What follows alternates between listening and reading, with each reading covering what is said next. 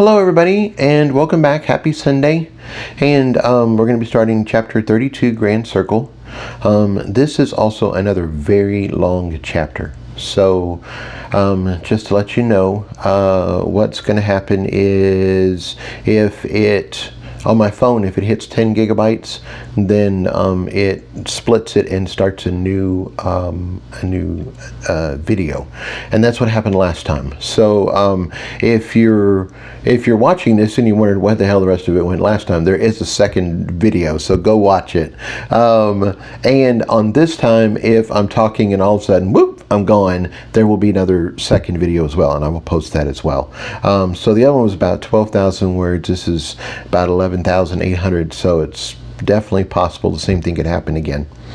So last time we had he met the Centaur Council, and it went very different than what he'd expected. He was able to touch people's magic. He himself started overflowing with magic. Yeah, it was just a very different evening overall. But at the same time, it really set up the Centaur Nation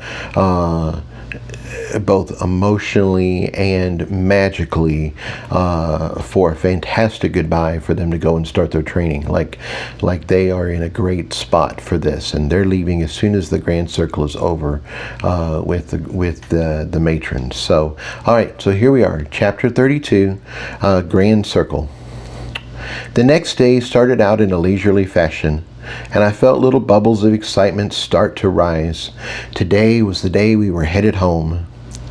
The gathering had been one hell of an adventure, but I was ready to see Annabeth and John again and sleep in my own bed.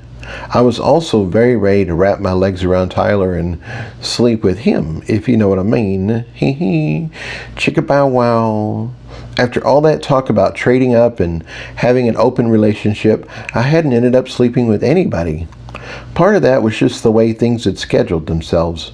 Several of the centaurs last night had let me know they would be happy to give me some llama loving, but that was still just a bit too much for me. Maybe I'd sample a centaur after a couple hundred years went by and I was bored with regular sex. I'd been told more than once last night that after you go centaur, you never go back. I hopped out of bed and took a cold shower. Thoughts of Tyler's hands on me were making my skin tingle, and I was soon so hard I could crack open walnuts. Damn boy, you'll get some manhandling soon enough. The only thing on the agenda today was the Grand Circle, and that wasn't until noon. I figured it was so all the maidens that had partied hard on their last night could drag their sorry asses out of bed, get some food, and be in halfway decent shape to move magic around. Attendance was mandatory after all. I was looking forward to being a part of it. The only circle I'd been in was when the four of us from House Louisville had tried to charge the charms in the magic room. I hadn't even built my first matrix yet, and Sandy's magic had blown me away. 4 people do not make a good circle. We make a good square, but actually getting magic to flow had been rough. The magic circle was made up of everyone in the gathering, so there was going to be lots of powerful mages making the magic spin. It wasn't just for show either. The magic gathered today was going to needy houses to make sure they stayed up and running. Best of all, Sandy had bargained for some of that magic to go to our house. Other than feeling like I'd been chewing on horny goatweed, I was doing pretty good. I was alert, fresh, and ready to go. I'd been a little concerned that all the magic touching last night would affect me like the marks had, and I'd be wiped out for days. Actually, maybe it had affected me a bit. Everyone had been pairing off last night to do their own mambo. I was beginning to think some of that sexual energy had leaked back to me. It had been 7 days since I'd last seen Tyler, but it felt like months. My balls felt tight and heavy. My perky nipples were begging to be nibbled on. My skin was ready for his touch. Oh yeah, my taco bus was ready to drive to Tylertown, break down his door, and do bad things to him. Wonderful, delicious, and downright naughty things. So help me God. Ugh, I gotta stop. Deep breaths. Lots of deep breaths. Think of getting punched in the face. No, I said, punched in the face. Ooh, stop. I finally managed to get myself under control and get dressed. It was harder than I thought, pun intended. But finally everything was where it should be. No bulges, and I looked presentable. Sandy was already having breakfast in Bermuda, and I joined her. We talked about the fights yesterday, and I got a blow-by-blow tale from her perspective. I told her about my fight, and we were just trying to figure out what we were going to do for the rest of our time when we got a knock on the door. Sandy answered. It was Elizabeth, the Pixie Girl volunteer I'd had the Morphus Points conversation with in the hall a few days ago. I'm so sorry to bother you this early in the morning, she said. Then she saw we were already dressed and had eaten. Oh, good, you're already up. Excellent. She beamed at us like we should know what was going on. Do you need something? Sandy asked. Oh, I'm here to take you to the Grand Circle, Pixie Girl said brightly. Sandy and I looked at each other in confusion. I thought that wasn't until later, Sandy replied. Didn't you get the message? She asked. Sandy cursed and waved her hand in the air over her bank stamp. She was still flipping through the air when I just asked Elizabeth, Can you tell us what we need to know? That might be faster. Sure, she said happily. The Grand Matron has invited the new supernaturals of the Centaur Nation to be part of the Grand Circle today. Since you are good friends with them, and one of you, and probably, since you're good friends with them, and one of you has probably never been in a circle before, she thought you'd like to be part of their training today. They are so young, it would be a miracle if they could move any magic at all, so it's mostly a ceremonial gesture, but they still need some basic instruction to even be part of the ritual. I'm sorry, Sandy said. This is so frustrating. I get so many messages and most of them are junk. I just can't find the one you're talking about. Do you have them color-coded? Elizabeth asked. That's how I cut through the clutter. If I didn't do that, I'd be buried in messages. People mean well, but they can send out so much useless crap. You can color-code them? Sandy said in wonder. That would be amazing. Can you show me? Of course, she said. I'd be happy to. Give me access to your messages. That's it. Oh, dear sweet baby Jesus, you have over 100,000 unread messages. Why aren't you blocking people? For the next several minutes, Pixie Girl introduced Sandy to a whole new world of organization. They added categories, color coding, keyword searches. They also blocked several prolific senders and deleted almost her whole backlog of unread messages. When they were done, Sandy was so happy she was bouncing up and down. Thank you, Sandy exclaimed, giving Pixie Girl a big hug. Oh my God, this is so amazing. Like, wow. I just can't believe how easy it is to find things now. Wow. She was so excited she llama kissed Pixie Girl. It had been a kissing few days after all. Elizabeth looked surprised for a moment, and she kissed her right back. We were already good to go, so we headed out. There was no way Bermuda was going to be left behind, so I took him along in the backpack. The Grand Circle was outside in an area I'd never been to before. We went out the back of House Atac, down a path for about half a mile, and then arrived at a flat meadow. In the center was a small stone platform about 3 feet in the air. Around that was a 6-foot radius of grass, and then a circle of large, flat stones. That was followed by an even bigger gap of grass, followed by another circle of stones. There were 5 concentric circles of stone total, with the last one being pretty big. The whole thing should be able to easily hold a couple thousand mages. Right now, though, the meadow was filled up with centaurs. My god senses kicked in, and the meadow lit up in magical lights. Mr. Gruff and the centaur members were here, as were all the naturals and mages I'd met last night. I felt instantly connected and happy. These were my peeps. I'm not sure it's a good idea to call it your god senses, my analytical side spoke up. You might get used to thinking that terminology and then actually saying it aloud one day and spilling the beans. If you're around the wrong people when that happens, it could really suck. You're right, I said thoughtfully. How about I borrow something that's similar, like my spidey sense is tingling? I'm pretty sure that's copyrighted, my analytical side said in his best disapproving British voice. Do you really want them to send Thor after you? I thought about Chris Hemsworth. I thought of him yelling at me for copyright infringement, and then somehow we were naked and all up in each other's business. Oh, yes, please. Send Thor to punish me. I've been a bad, bad boy.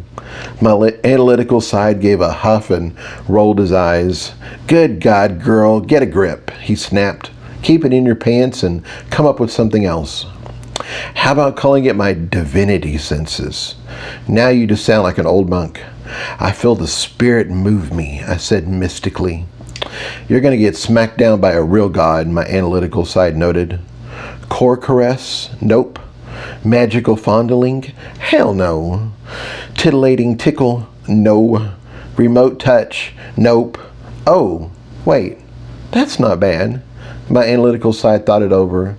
It's your remote senses and it starts with a touch. Sure, go with that until something better comes along. Okay then.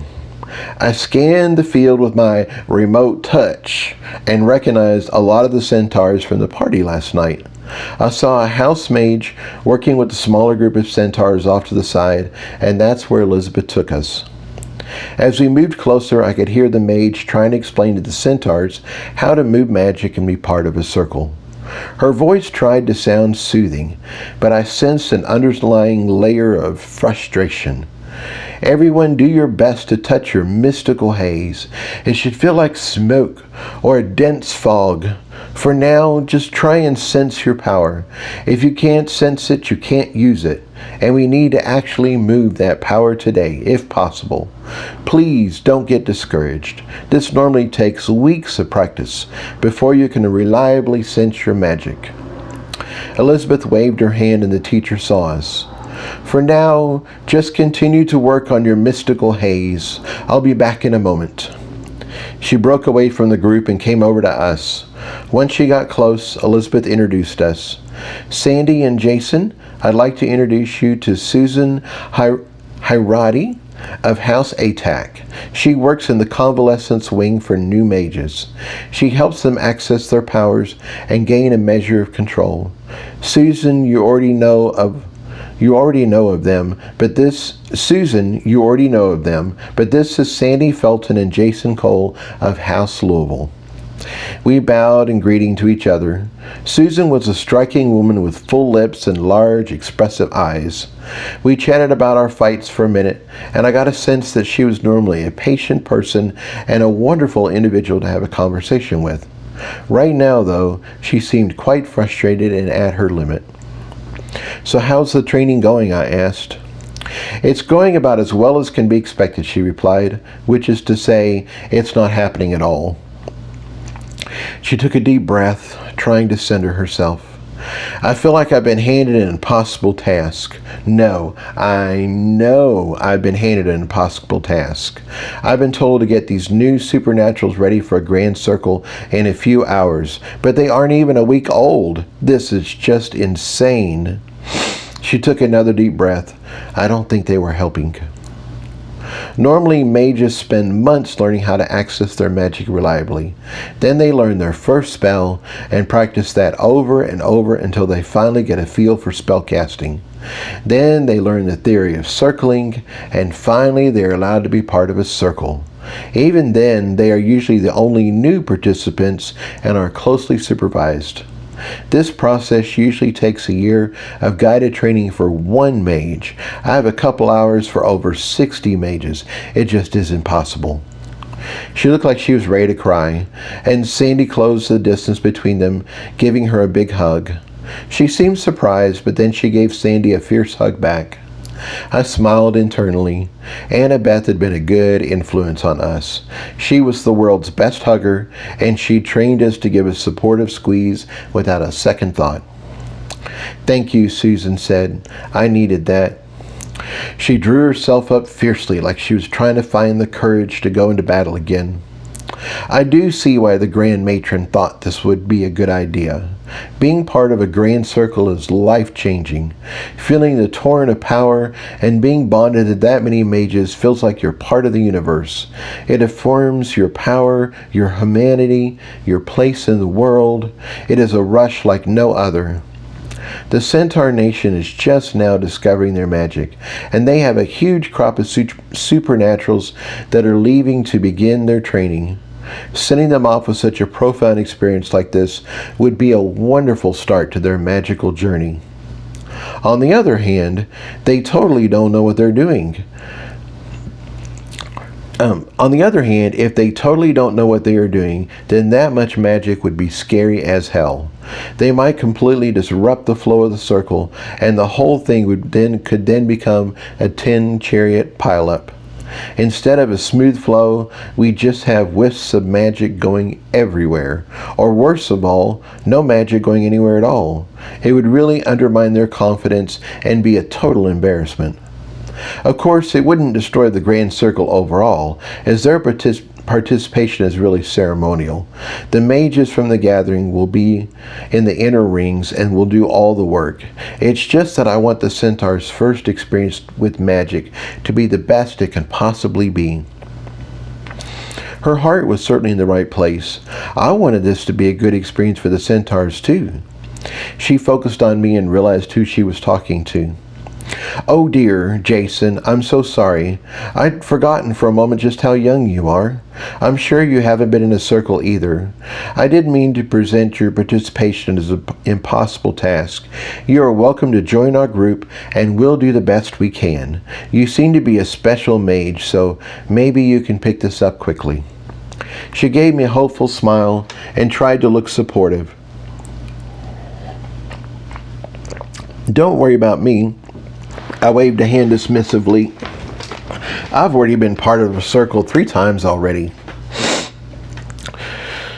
"Oh?" Susan sounded surprised. "Of course, the first couple times I felt like I'd been electrocuted and couldn't stand up afterwards." I gave Sandy the hairy eyeball. I knew she'd thrown me in the deep end, but I hadn't known how deep it had been. But by the 3rd time I got the hang of it, and the circle went pretty smoothly. "Oh," Susan said again, but this time it sounded more like a polite, "What the hell, you poor thing." Sandy just stared off in the distance and tried to look innocent. Susan looked back and forth between us for a moment and then decided to be tactful. "Well, it sounds like everything turned out okay in the end, so I guess all's well that ends well. I'm not sure I want that experience for these mages, though. I'd prefer they didn't feel like they were being electrocuted. Even being embarrassed or failing entirely would be better than that. Still, you are welcome to join in the training. Maybe you can help some of them feel their magic and even move it a little. At this point, I'll take any help I can get." "I'll see what I can do," I replied. "A few of them have already done some amazing work with glass, so I know their power is already settled in and easy to access." "Really?" Susan sounded disbelieving, so I gave her a quick rundown of NL making a jacket and GM making a basket. "I find that very hard to believe," Susan said.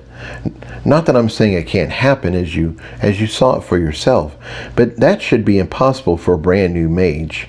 I've seen nothing of these mages' performance so far that indicate they are capable of that." She looked at me like I had to be fibbing, or at least stretching the truth a lot. "I've seen 4 of them do it now," I said. "I'm pretty sure this batch of supernaturals is very special. Only one of them was a mage, too. The others were naturals."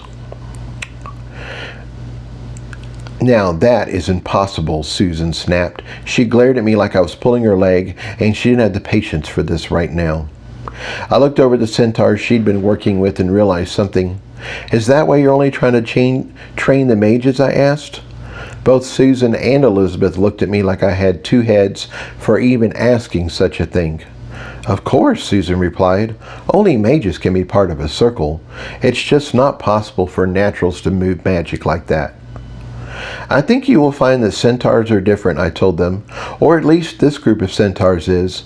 I urge you not to give up on them. They have massive potential and they might surprise you. Since you are already working with the mages, do you mind if I start working with the naturals? I have some idea of how to get them started. I could actually see the moment when Susan wrote me off as a bit soft in the head. I just offered to get out of her hair, though, and she quickly grasped the chance to have me practice my crazy somewhere else. She told me I was welcome to train the naturals as much as I wanted, as long as I didn't interfere with what she was doing. She went back to the mages and I moved to an open spot and started calling the naturals. I could feel all their magic colors, so I just pinged them and they came running. I called CL, MM, and GM, of course, as well as another 20 naturals that seemed like they would be easy to work with. I also pinged the captain. She wasn't a natural, but she was a born organizer. Once we figured out what we were doing, we'd need her help to roll out instructions to the rest of the naturals. You told me that you thought naturals could be You told me you thought naturals could be part of a charging circle, I said to Sandy. Well, today is your day to prove it to everyone. This is so exciting, Sandy replied, her eyes shining. I know it works with John, but making it happen with this many naturals will be just insane. I love it. This is your show, though, she continued. I'll back you up however you need me to. Are you sure? I asked. You're the head of the house and the real mage here. You have way more experience than I do at doing this sort of thing. Yes, I'm sure, she said firmly. I can see you have a vision with what you want, and I've seen you work miracles before. After all, it was your idea to use Penny in our final circle, and that's how we filled the supercharged charms we have now.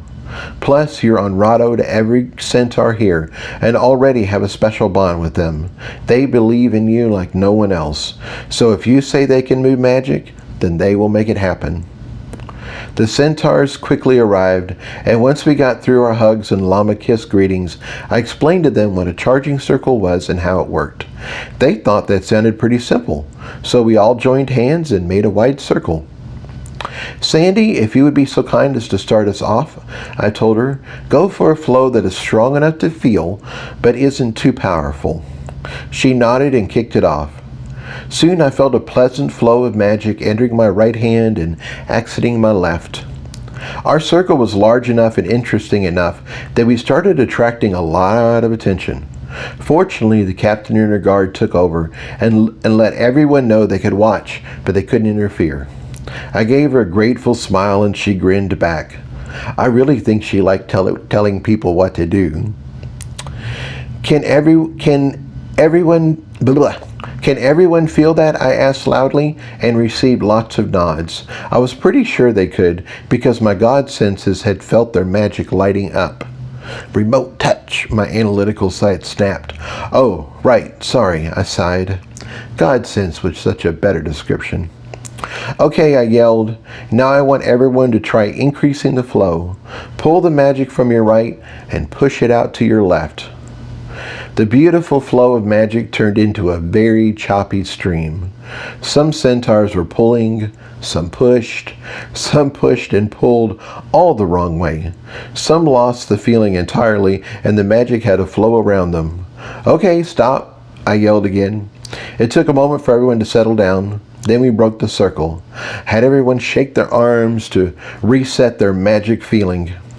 That was fantastic, I said encouragingly.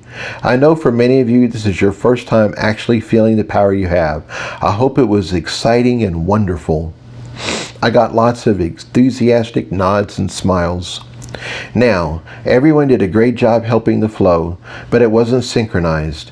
It was like everyone was trying to march together, but there wasn't any music. Because of that, the magic had become a bit choppy. Did everyone feel how the magic changed? Again, I got lots of nods. Does anyone have any suggestions about how we can stay together? You guys are fantastic dancers. Is there a way you keep in sync with each other? I know, GM burst out. Then she realized she'd probably spoken out of turn and raised her hand. Yes, I laughed and called on her. I guess raising your hand to speak was universal in any culture. Hickory dickory clop, she said triumphantly, and instantly all the centaurs nodded in agreement. Everyone knows how to do that. It's what we learn when we're a Kriya. It helps us learn rhythm and coordination so we can grow up big and run strong. Show me, I asked, and all the naturals started doing it at once. Hickory dickory clop. The mouse ran up the mop.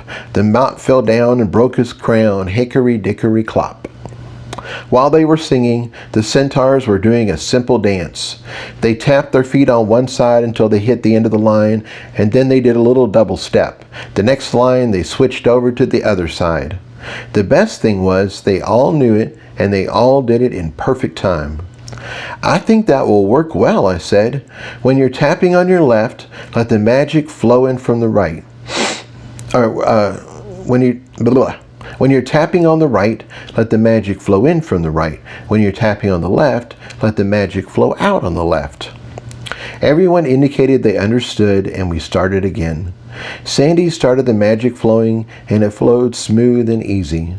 Then we started hickory dickory clopping, without trying to actually move the magic, and everything continued to go smoothly.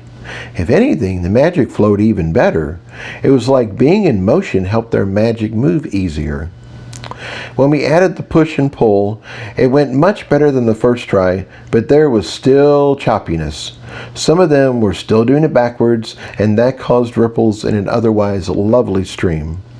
We stopped and started a few more times, and every time the flow got a little better. It also helped that our spectators were having a blast, singing the nursery rhyme and clomping along with us. I could feel an idea brewing, though. This whole way of circling was set up for mages, for human mages. It was all about how their magic worked. But these were naturals, and they were centaurs. There was a better way. I just knew it. Running, my analytical side just about popped in excitement. Run, run, run, run, running! Eureka! Huh? I didn't get it yet. What do centaurs do best? He exclaimed in his best British bake-off voice. They run. He quickly explained his idea to me, and it was genius. Just genius.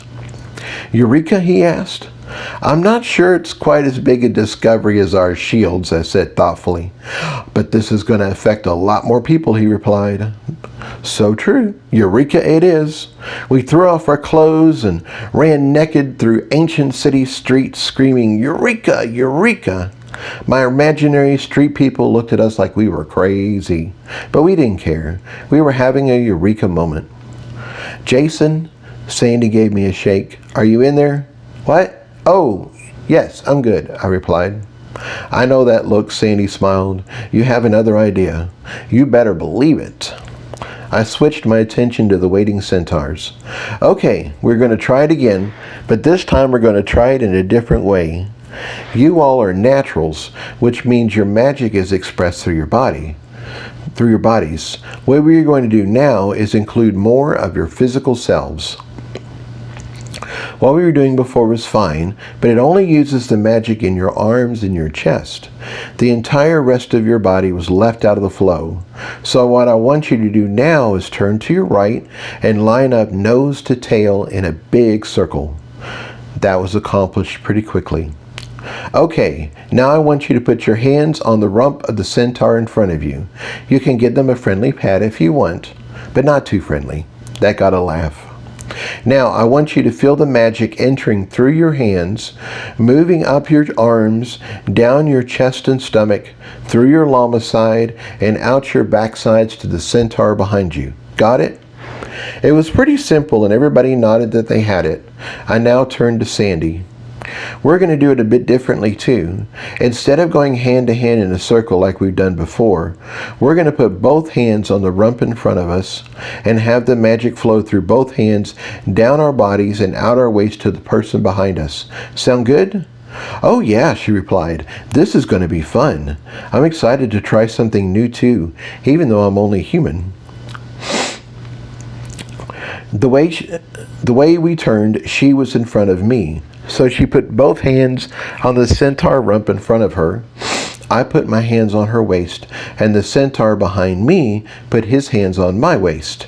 He had to bend down a bit to do it, but it was only for a little while. Hopefully it wouldn't be too uncomfortable for him. Sandy fired up the circle, and the difference was immediately apparent. The improvement of the flow was huge. First of all, there was a lot more of it. Changing the path so it included more of the centaur's body quadrupled the capacity. Secondly, nobody messed up the path of the flow. People could get their left and right mixed up, but nobody got their front and back confused. Our bodies are just built for that direction. After all, our basic energy source, food, goes in your mouth and plops out the back. Okay, everyone, I want you to make a mental note of how this feels. Be present to the magic and enjoy just how smoothly it moves through you. I let the circle continue for a minute and then shut it down. The circle had been so different and everyone wanted to remark on it, so I had them turn to their neighbor and discuss how they felt.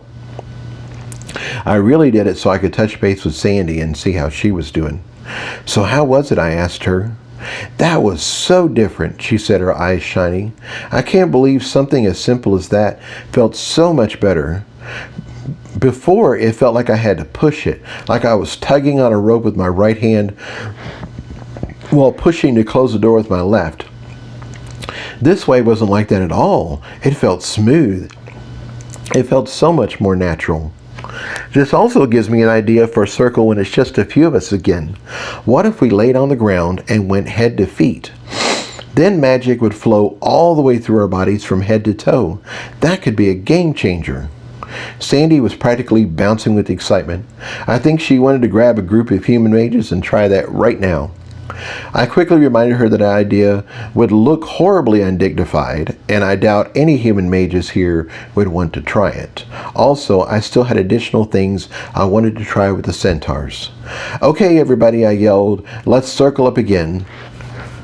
This last attempt was a smashing success. It was so good I want to keep going and try something else. Are you with me? They were very much with me. They were almost as excited as Sandy to see what they could do.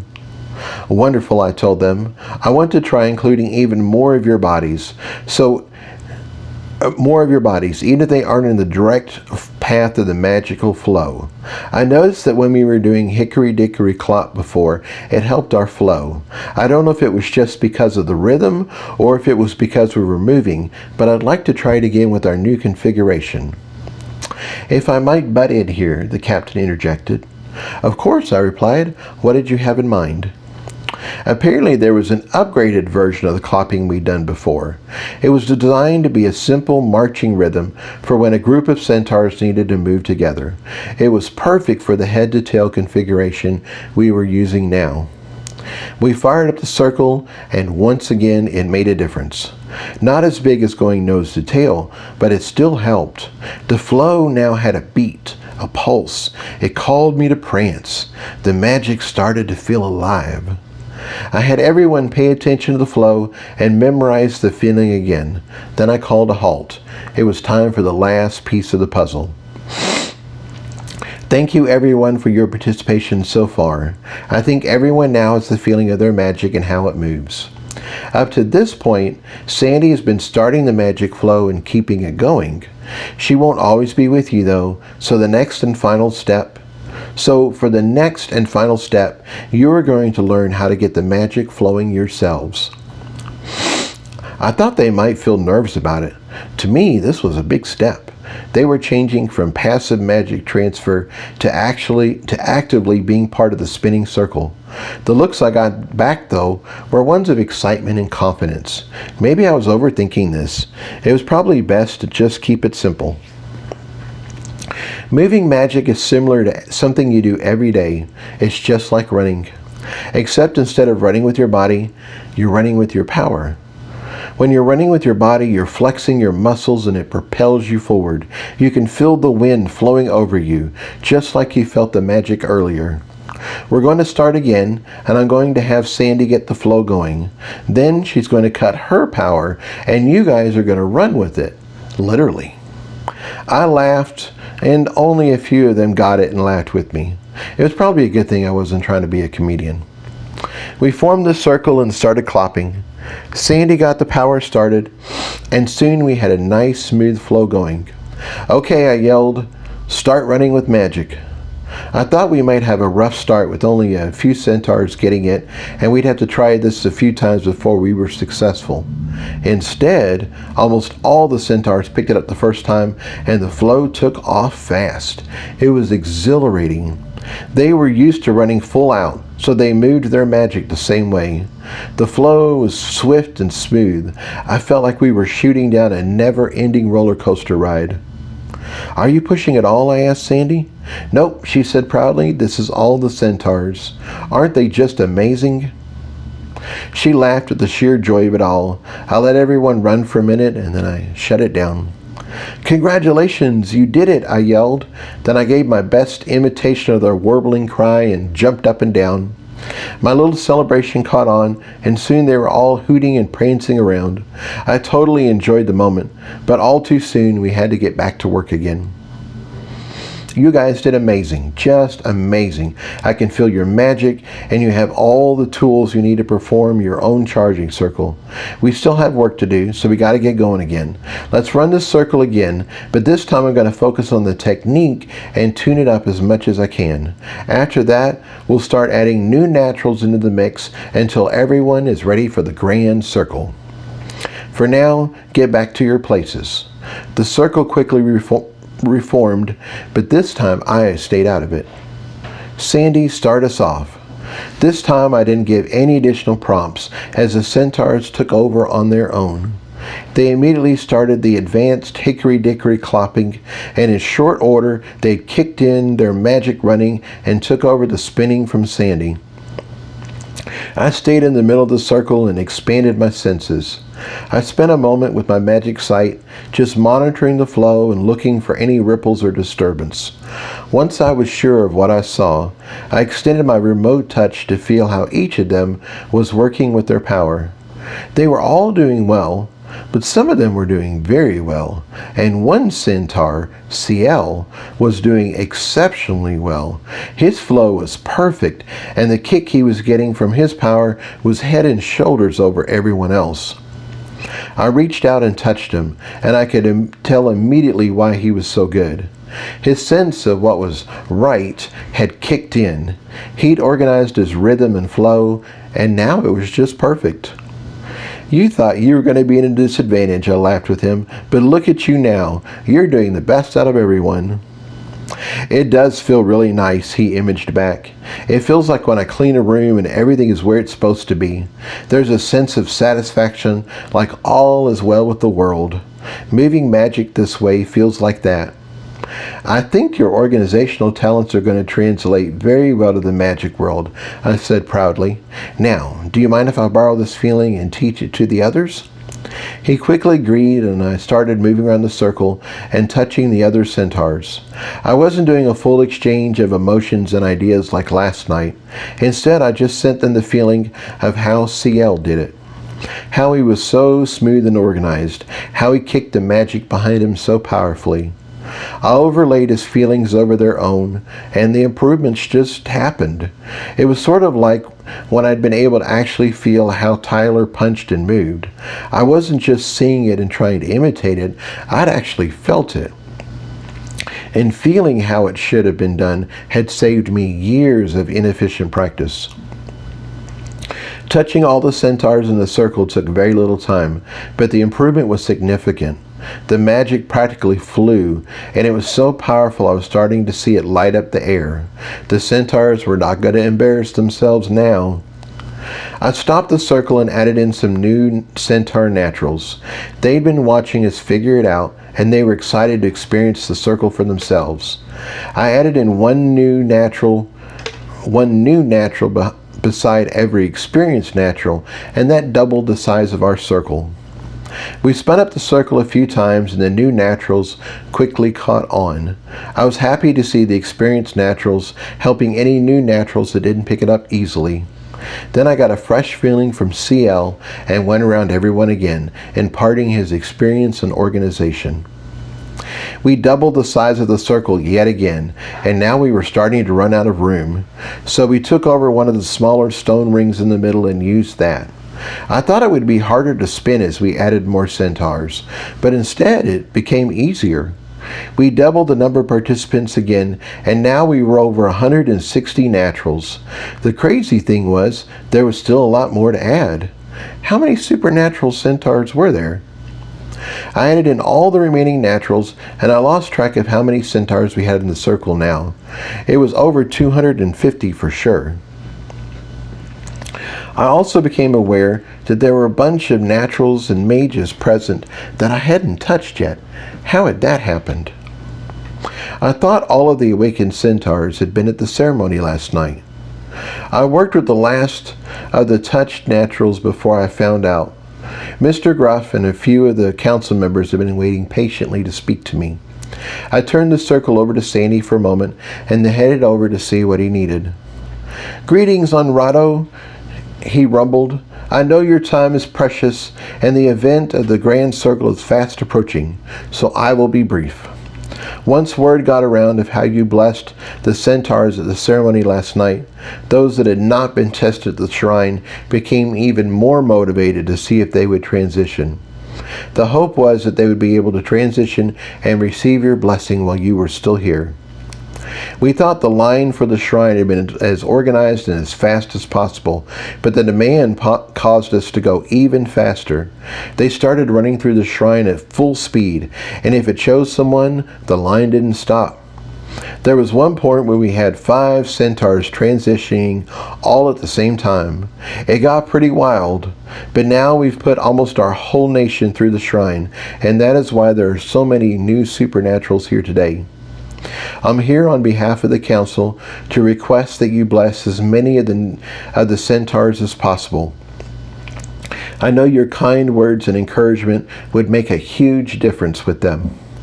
"Of course I will," I assured him. "I just need to get the mages trained and part of the circle, and then I'll start on the new supernaturals. How many new ones are there?" "We added 36 new mages and 107 new naturals last night," he said proudly. I gaped at him. That was a huge number for just one night. They must have poured through that shrine.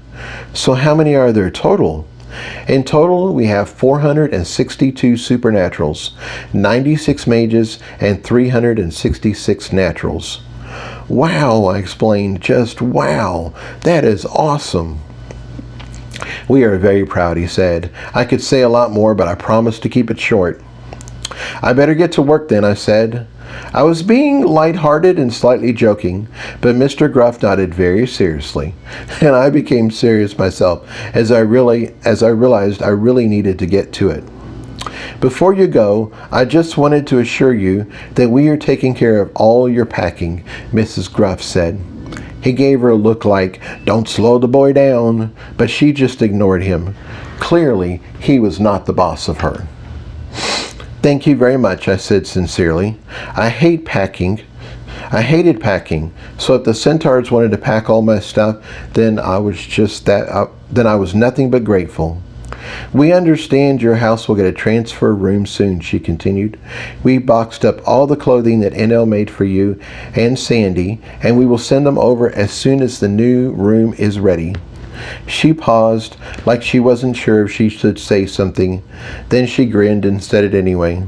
"CL was very concerned that you and Sandy would just try and stuff everything into your suitcases and jump up and down on them until they were closed." Oh God, I'd completely forgot about packing all our new outfits. Of course there wasn't room for them in our luggage. "I can see by your face he had reason to worry," she laughed. "Well, you can rest easy knowing it is taken care of." I thanked her again profusely and made a mental note to thank CL too. Mr. Gruff was starting to fidget in restlessness, so I quickly said goodbye and headed over to Susan and the rest of the centaur mages. They appeared to still be at the sense your magic stage. Susan was still looking frustrated and yet trying to be supportive. There was no way they could have missed all the activity with our huge circle, and all the centaur mages turned to me eagerly. "We are ready to include the rest of you now," I said simply. I was trying to be as diplomatic as possible, as I didn't want to step on Sandy's toes. If we'd had time, I'm sure her normal training methods would have worked just fine. We didn't have time, though, and I couldn't wait any longer. Susan gave a huge sigh. "I see you've gotten all the naturals in a circle and got them dancing in time with each other. I'm sure that feels very good and is a wonderful team-building exercise. It isn't going to spin magic, though, and that is what we need today." "Do what?" Couldn't she see the magic? They were moving so much of it that it practically shimmered in the air. "Oh, we're spinning magic," I replied. "It's spinning fast, and the flow is very smooth. Why don't you come and experience it for yourself?" I saw disbelief and hope warring on her face. Hope won out. "I would love to," she said, and we all started moving towards the big circle. "I'm sure you aren't used to a circle," she said, "so probably any magic will feel like a lot to you. Still, if you've gotten them working together to form even a basic conduit, it would be a miracle. That would be enough to make their participation in the grand circle possible, and that's all I'm hoping for." I think she'd completely forgotten who she's talking to, but I just smiled and told her she'd have to wait and experience it for herself. Elizabeth was still here and walking over with us. She looked a lot more excited than skeptical. The circle was used to adding new centaurs and getting them up and running quickly, so including 60 plus new supernaturals was easy. I kept Susan and Elizabeth out of the circle until the mages were comfortable and doing well. Then I let them join in. Elizabeth quickly accepted the new way of standing and the idea of how the flow moved down her body. It helped that Sandy was running the circle and modeling the way for a human to participate. It totally threw Susan off, though. She was used to holding hands in the traditional way, and this new method of flow was not her cup of tea. She got a sense of power, though, as Sandy spun up the circle and all the centaurs started hickory-dickory clopping. All that magic slammed into her and made her a believer pretty quickly. She was terrible for the circle, though. She was like a big boulder in the middle of a fast-flowing stream. She caused lots of ripples and threw the whole circle off. Sandy stopped, let her exit, and then fired it up again. Elizabeth stayed with Sandy. She got the hang of it pretty quickly, and she seemed to love it. "How was it?" I asked Susan. She was blinking her eyes and shaking her head like she'd been sprayed in the face by a fire hose. "That was very unexpected," she said. "I'm not sure what to make of it yet, but I do know they have flow. It's very unusual flow, but it's flow." Then she gave me a confused smile. "The great news is that the centaurs are going to do wonderful. They won't be embarrassed at all. If anything, they are going to be the talk of the gathering. I don't have to understand it, as it's the results that matter, and they have certainly found something that works for them." I agreed and left her there, still wrapping her mind around what was happening. Some people are not good with change, and that was okay too. She struck me as a very patient person, and that's probably why she'd found her calling helping new supernaturals. I'm sure normal supernaturals going through a regular death experience require a lot of patience. Mr. Gruff had the new supernaturals organized in a line, ready for me to start blessing them. I was afraid my emotional touch would only work with the right combination of elements that had been present last evening. I projected confidence, though, and touched the first natural in line. I have kitten issues. Hang on. Okay. I projected confidence, though, and touched the first natural in line. "Oh, Harold. Oh, can you come get our baby?" Yeah. Oh. Was he helping you with your He's wires? helping me wonderfully. Okay. Okay. I projected confidence, though, and touched the first natural in line. I needn't have worried as we connected right away. He was young and full of the joy of life. He was so excited and full of wonder that he passed out for a moment, and the captain had to jump in and catch him. I let her handle it. I was already on to the next centaur. Just like before, I was only a few centaurs into the line before my magic started sparkling again. Penny was still full, so I dumped them extra magic into both of my marks. Once again, they could only hold so much, so I pushed what I could to Bermuda. With the start, I realized I still had Bermuda on my back. I'd gotten so used to carrying him around, I really didn't notice it anymore. Bermuda loved to be chauffeured, so he was totally fine with that arrangement. He took quite a bit of magic and then growled and gave me a nip on the ear, telling me he was done. There wasn't anything else to do, so I sent all the rest of the magic to Eggy. He was in a completely different place, so it wasn't easy, but I kept pushing it. Once again, I was an emotional mess. I ranged between happy and sad, calm and angry. I cried, I hugged, I kissed. I blamed my emotional state for missing the most obvious thing of all. If only there was something else we needed, if only there was something we needed magic for, my analytical side lamented. It would be so much easier, and time is of the essence. You are such a wonderful chap, so brave and good-hearted, and sometimes so very stupid. I know what you mean, I lamented back. Then I pulled him in for a heartfelt hug. I don't tell you this anywhere near enough, but you are a right good chap. You are. But you're the best part of me. I love you, man. I cried on his shoulder for a bit and he handed me a tissue. See what I mean? I waved the soggy tissue at him. You're the best, just the best. He sighed in sorrow and turned red, completely red. He tried to say something else, but I was lost in my feelings again. A few centaurs later, he tried again. I went to hug him, but he held up his hands. What am I doing? He asked. He sounded angry this time. What are you doing? I snapped back. You're pushing me away. You can't do that. He slapped me. Stop that! I was getting angry now. If only there was a way to shield yourself, he roared back, turning all red again. He was being an asshole, so I shut him out. He kept hollering something, but I just ignored him. A few minutes later, he tried again. This time he gave me the come hither look and slowly took off his clothes. Oh, baby, I said in a husky voice. You know what they say, if you can't love yourself, how the hell are you going to love somebody else? He dropped his pants and a blurry hexagonal shape covered the naughty bits. What the heck? Why was I censoring myself? Why was it hexagonal shaped? Why was it red? Red! My shield! Oh my God! Duh! How the heck had I missed that? I was swimming in magic. This was the perfect time to make the rest of what I needed. Well, it wasn't the perfect time because I was deep in my feels. But if Red and his team could duplicate out on their own, then I was set. Red, I called. Right here, boss, he said cheerfully. What you need? I got power, I said happily. Lots and lots of power. But I'm not in a good space to make soul creations. It's a shame, really. So sad.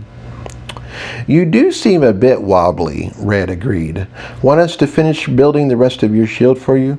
Oh, yes, I gushed thankfully. The force rune isn't ready yet, but we can add it later. I would be ever so grateful, like seriously so grateful.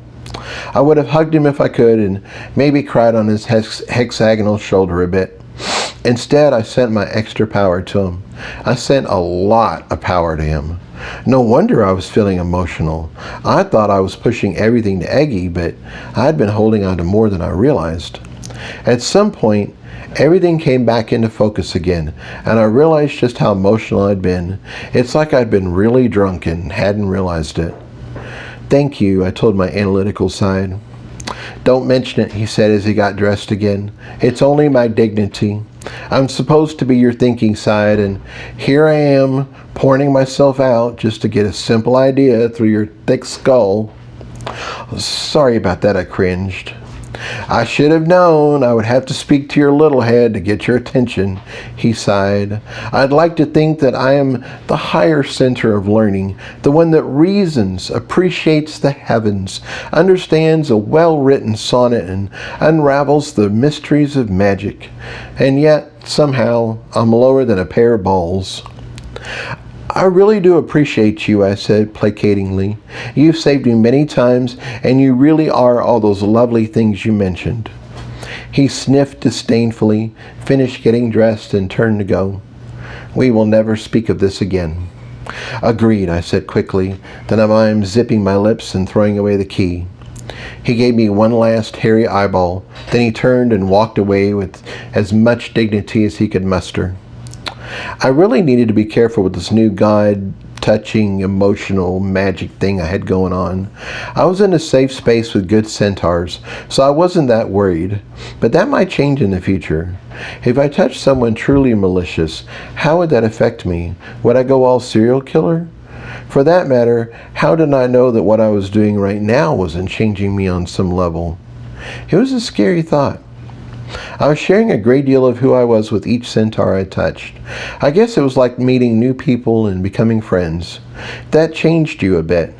By the time I was done, I was going to have almost 500 new friends. That was a lot. I was committed now, so I was going to finish out this batch of centaurs. The potential for something going wrong was higher than I liked, so I made a mental note to treat this process with more respect and caution in the future. In the meantime, I still had a line to get through. Red and his team grew the heck out of my shield. It was so neat seeing all the colored hexagons grow over my arms, cover my chest, and start growing down my body. I still sent power to Eggy as I tried to gauge just how many centaurs I had left to go. In the end, I didn't quite time it right, as the hexons duplicated all over me and covered every square inch of my body. It was a bit strange when they grew over my face and covered my eyes. For a moment, I was effectively blind again. I quickly asked the hexagons over my eyes to turn invisible for me, and that seemed to work out well. It also made me realize I needed to be sure I could breathe. If they cut off my airflow, I'd pass out and die right here. Nobody could see my creations, so nobody would know what was wrong or how to help me. Fortunately, everything was fine. I could breathe and hear very well. I also made a mental note to make sure number 1 and number 2 were still functioning okay the next time I went to the bathroom. The last thing I needed was a bad case of backsplash. The hex network finished growing everywhere, even the bottoms of my feet, and I still had 2 centaurs left to go. I took a longer break between them and spent the time pushing magic to Eggy. Thank goodness he was still a viable outlet. I did not want to go back to being a teenage drama queen again. Once I finished, we were only about 50 minutes away from the start of the big event. Finally, all 462 centaurs were ready to be part of the grand circle. I spent the next 20 minutes running around the circle, imprinting CL's nearly perfect magic flow on all the centaurs.